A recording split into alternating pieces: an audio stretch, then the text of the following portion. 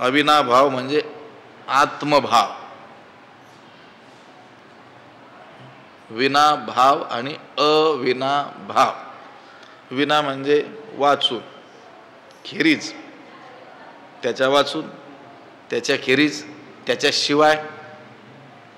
आणि अविनाभाव म्हणजे त्याच्याशिवाय नसणं. विनाभाव म्हणजे त्याच्याशिवायही असणं आणि अविनाभाव म्हणजे त्याच्याशिवाय नसणं म्हणजे ऐक्य. अविनाभाव शब्दाचा अर्थ आहे आत्मभावनेनं तो काय करतो, पाहतो, अभेदानं पाहतो, आत्मरूपानं काय करतो, पाहतो.